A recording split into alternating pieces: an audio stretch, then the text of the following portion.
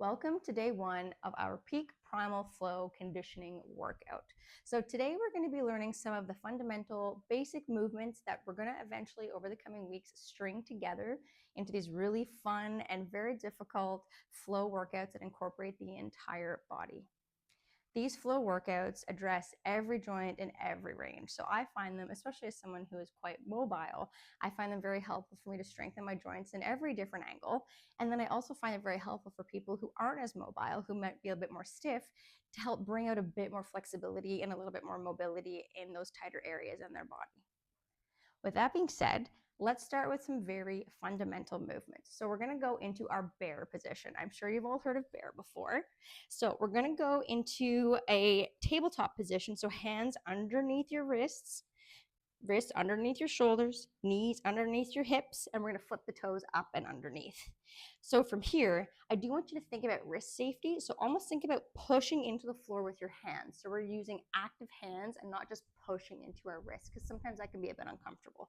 So think flexing the hands, pushing into the floor. From here, we're going to draw the abdominals in, keeping the belly tight.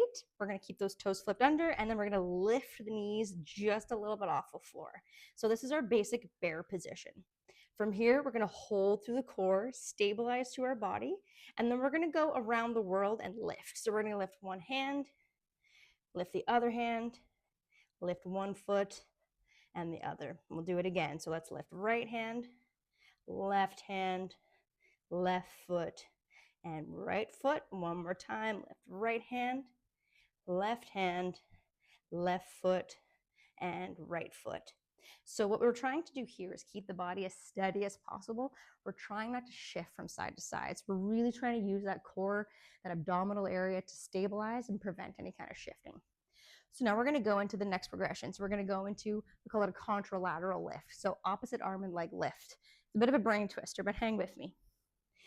So again, active hands, so really pushing into the floor, locking in the abdominals.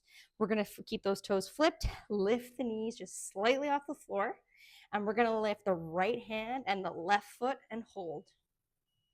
Slowly control, put that back down. Now swap, left hand lifts, right foot lifts, hold. Back down, we're going to go right hand, left foot lift and hold. And down, back to our left hand, right foot. And one more on each side, right hand, left foot, hold. And then swap to the other, left hand, right foot, and hold, back to the bottom. So you'll probably feel one side is a lot harder than the other side.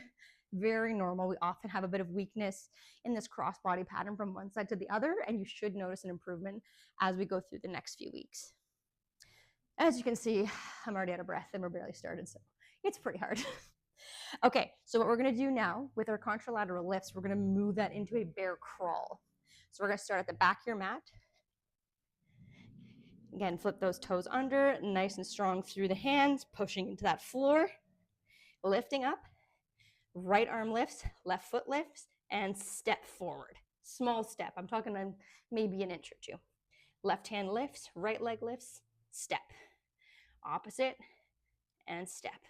So again, keeping the body nice and tight, knees hovering just above the floor. So what I don't want to see is your bum coming up into the air. It's much harder if you think about hovering your knees along the floor. From here, we should be near the top of your mat. So I want you to think about lift again. Now we're going backwards. This one's a bit of a brain twister as well. So left hand lifts, right foot, step. Right hand, left foot, step. So now try to lift at the same time. Whoa, that one was a little wobbly for me. Lift at the same time and step. So we're trying to get a bit of fluidity in those movements. If you need a quick break for your wrists, we're going to put our hands together, put the fingers together and interlace, and just do some hand circles here. So just trying to loosen the wrists up. We can also go into a bit of a stretch here. Extend the hand, tuck the fingers towards the forearm, and do a little bit of an extra stretch.